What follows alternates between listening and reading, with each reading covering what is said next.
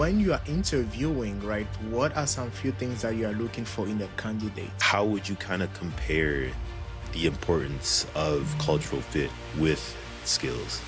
The job market is hard. Let's just be real about it. There are a lot of people that are getting laid off. There's a lot of people that's out there looking for jobs, right? So at the end of the day, from the organization perspective, they're looking for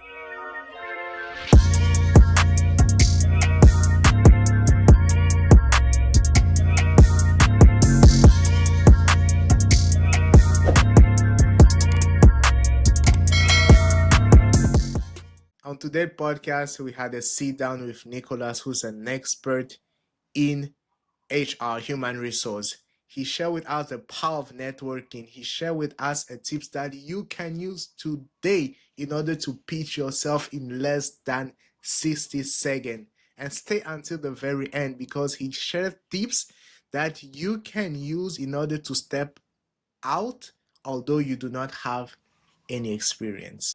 If you find value in this video, like and subscribe. All right, Nicholas, thank you so much for joining us today and having this conversation. And so, could you tell us why did you get into HR in the first place? Wow.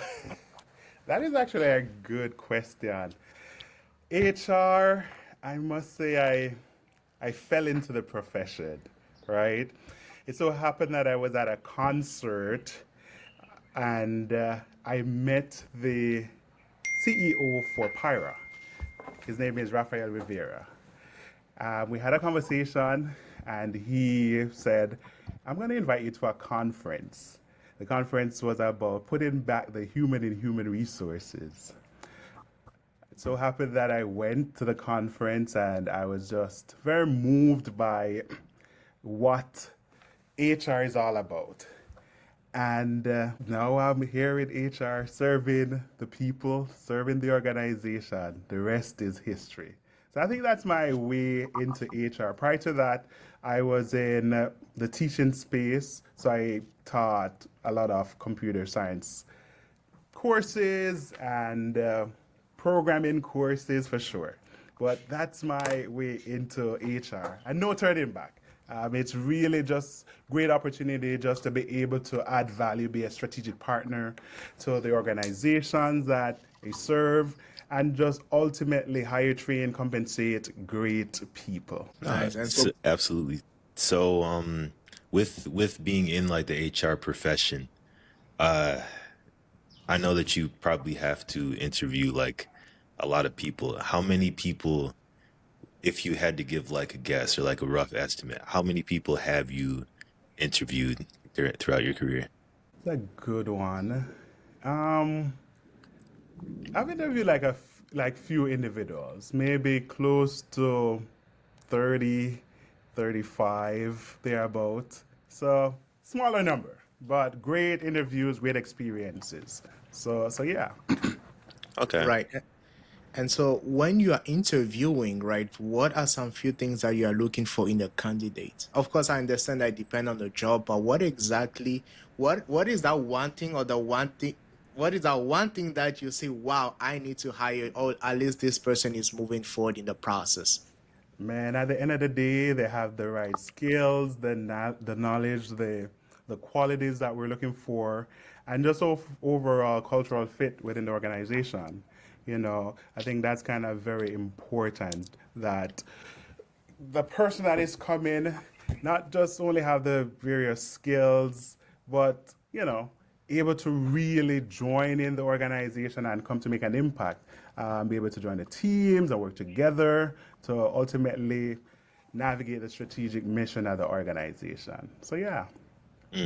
So what would you say is, because right, like over like the past few months, right, I've had like my own experiences with like applying for jobs, job after job after job after job, right?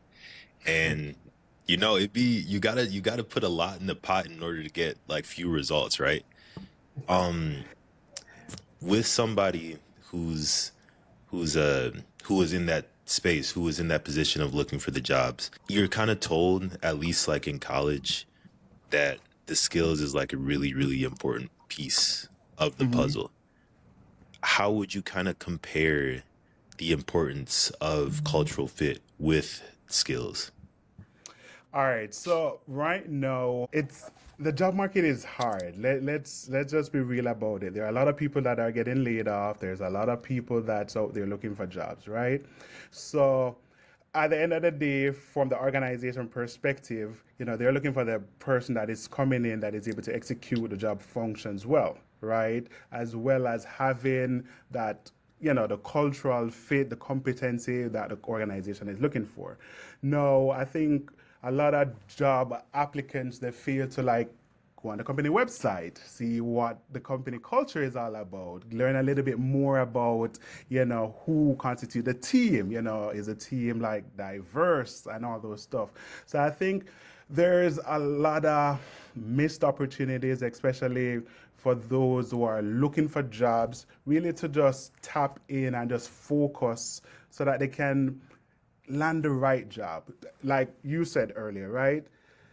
People are maybe trying to apply for like 1,000 jobs in one day, maybe using the same resume, trying to get the same job.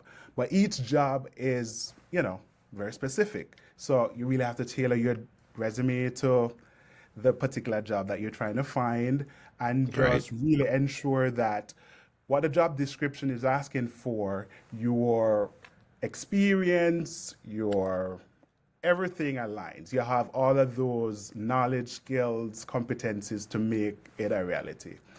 So I'd maybe even recommend to individuals like be intentional about like job search and applying for roles, right?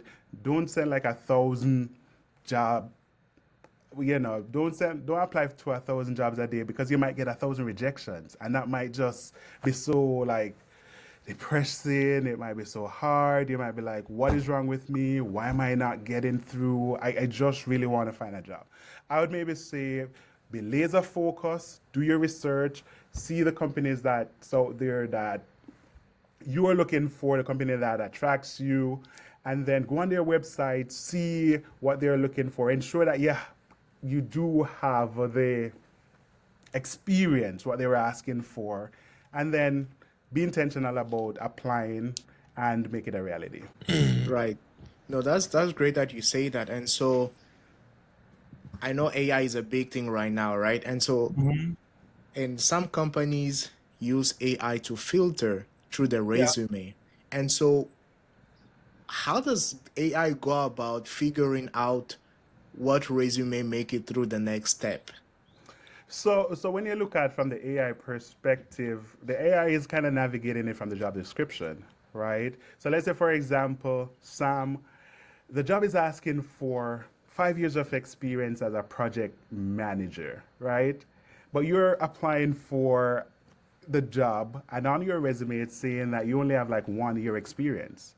Already, your resume is gonna be filtered out because you don't even meet the basic requirements of of the job. You understand? So I think to the point that I made earlier, it's very important that job seekers are intentional about looking for the job that they qualify for, looking for the job that they have the years of experience, they have the knowledge, the skills, the competencies that the organization is looking for, and then can tailor that to the resume accordingly. Because that's very important. I think sometimes it can be very frustrating, right, when you're in the job search because some this job description said no experience required, but yet sometimes you still had to even get that first opportunities, right? True. And here's what I'd recommend, right? This is another piece that is often overlooked, the networking component. You understand what I mean? Because a lot of people are going through the door by going on the career, page or the website. I'm like, let me apply for the job. Let me apply for the job. And more often than not, they might not necessarily be getting the jobs.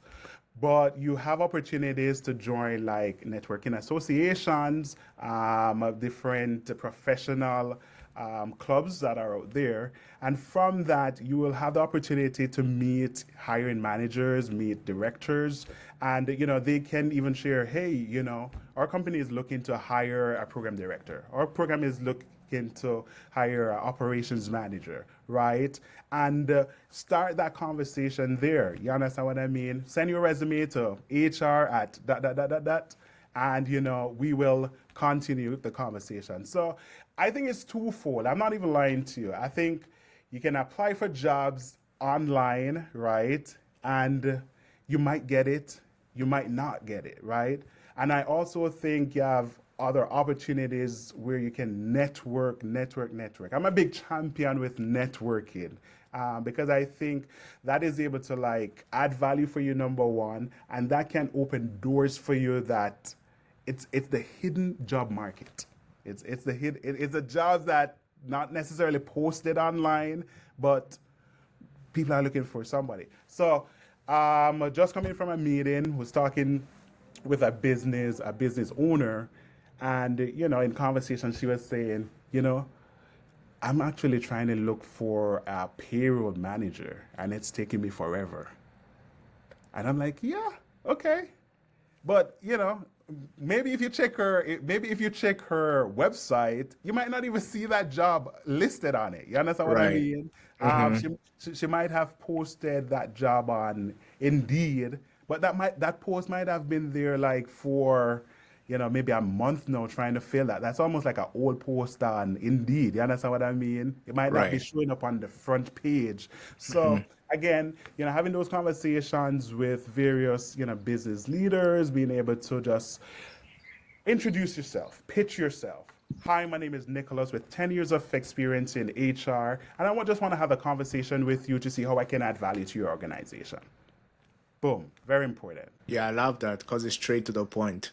Oh yeah, and as we know, with this day and age, like with so many things that people are doing, time is very precious. So that being able to market yourself in less than 60 seconds, showing that you have value, you're able to do and execute the job function is very meaningful and important. Yeah, you mentioned the being able to kind of market yourself in 60 seconds. What, because as that comes to mind, it's like you're right. I feel like you're right? The conciseness and keeping things short likely is better for interviews. What things should be included in this sort of like 60-second sell? Okay. I think that's a good question. I'd maybe put it in threefold, right? Your present, your past, and your future, right? So what are you doing now, right? What have you accomplished in the past? And what can I do for you in your organization, right? So my name is Nicholas Lodge. I currently serve as the head of HR for Pinnacle Health Group. That's what I'm doing now. Prior to that, I served various organizations in construction, technology, and education. And then what am I able to do for you? With my skill sets, I'm able to do 1, 2, 3. You understand? And you align all of those to like what they're looking for from the job description. So if they're looking for engagement, if they're looking for you to come to, help them with, turnovers, if they're looking for you to do training and development and all those stuff, leadership strategies, you just align them 1, 2, 3 to make it a reality. So, but it is very important. I can do all of that Right. in less than 60 seconds. So you No, can do for that sure. in less than 60 seconds? Oh yeah, that's easy. Okay, you got it. You try it. You try it. You try it. It's your name and your current position, what you've done in the past, and the value that you will add to the organization once they select you as the candidate of choice. Right. Yeah. And Uh, that's Oh, sorry. I had one more follow up with yeah, that go because I ahead. think that I think that that definitely does make sense, but that does kind of pose like another question. Like as you were talking, it kind of popped into my mind. Okay. So you said present, it's past, present, and the value that you're going to provide in the future. Say, right, that in your past you got like fired from like a job, right?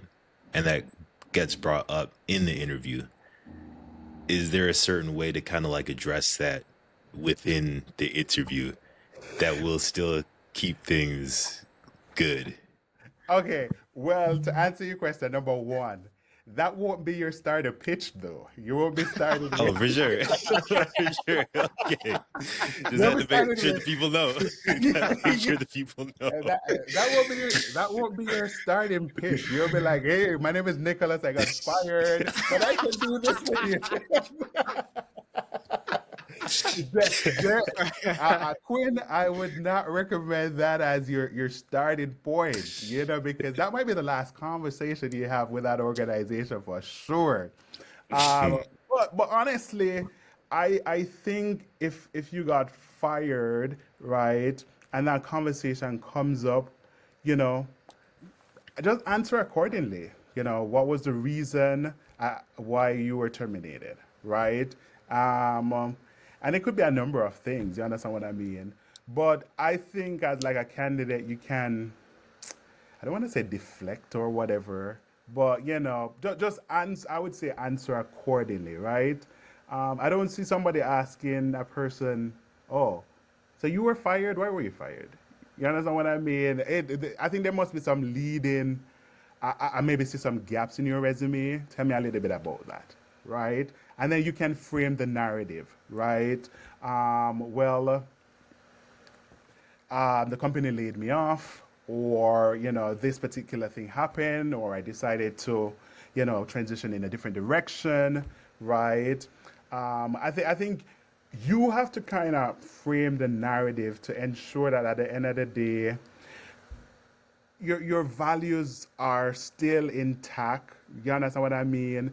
And people don't misunderstand what you're saying, and you're still the candidate of choice, right? So I think that's very important. You have people that are taking sabbatical. You have people that are on various leaves.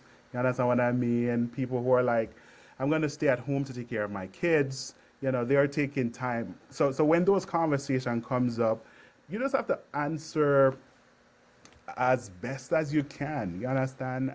People aren't looking for robots. I think people are just looking for genuine people who can get the work done and some. So yeah. Right. So going back on the networking piece, you did mention about how you can introduce yourself, right? But at the same time, you want to be genuine in why you are approaching the person, because you do not want to portray the idea that you just there to use them. So then how do you actually go about ensuring that you are you are nurturing a genuine relationship? I think you just said it right. It's a people want relationship. You understand what I mean? Not necessarily, oh, so my name is Nicholas. Can you give me a job? Well, my name is Nicholas. I'm in the job market for 1 year. Do you have anything I can apply to? Right. I think building relationship, it takes time, it takes work, and it takes effort, right? So like for me, I try my best to go out very often to, you know, networking events, go out to like legal updates for HR, go out to mixers, have those conversations, right? And when people are able to see you, like you're not just a one-time show up and then oh he's missing. Like you're genuinely there, you care about the person, and you want to have meaningful conversation and see how best mutually things can be beneficial. I think that would be awesome, right? But don't be fooled. Networking is hard. There's a process for networking. Some people are introverts. Some people really don't fancy, be going up and introducing themselves. Other people, they network very well. They're able to articulate fluently, what they are looking for, where they work, can you add value, etc. But at the end of the day, networking is one of those tools where, if rightly used, it can open up doors to a lot of opportunities that's out there for you. Excellent. So let's talk a little bit about just the whole job interview process, Okay. right? And so in this time and age, would you say what you wear is very important? Because you know we in a you in a time where everybody have their own personal style, and that's great. But then do you have like any recommendation on what are the things that you shouldn't be wearing, what are the things you should wear, or if or maybe there's you can just wear anything, I don't know. Right? Okay, that's a great question. At the end of the day, how you show up is very important. So I would recommend, be professional when you show up, right? If you're gonna show up for an interview, you can definitely wear your jacket, your shirt, your tie, look the part. And it's even more than just even your looks too. Like if you need a trim, maybe not. You need to sharpen up the edges. Go for it. But come looking professional, not like you're just going to have like a casual conversation with someone.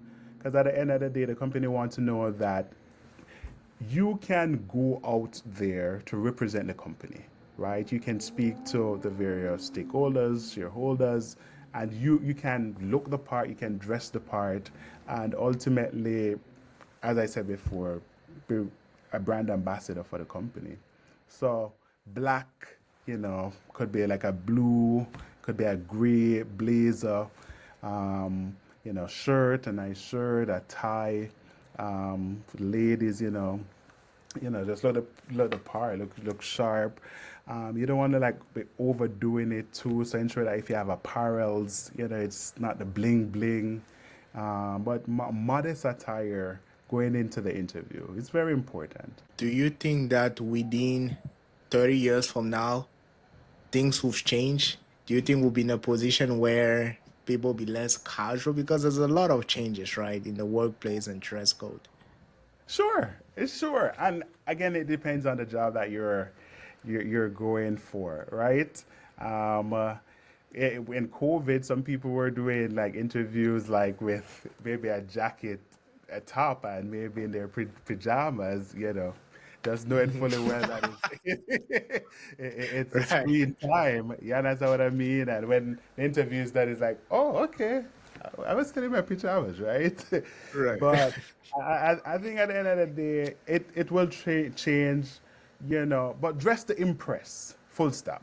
You understand? So research the company that you are going to be interviewing at, but nothing like the same old of dressing appropriately, showing up so that they know that you're serious about business. Very important. I had one more like thought that I kind of wanted to kind of just pick your brain about, right? Go for it. So say, and I'm gonna give you a scenario, right? Mercy. So say that I'm a 26-year-old individual who Okay. just completed grad school, right?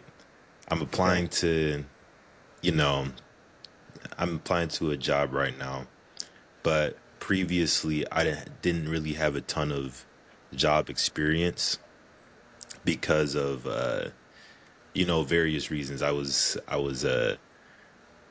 involved with like a lot of school activities, maybe being like the president of a club, maybe being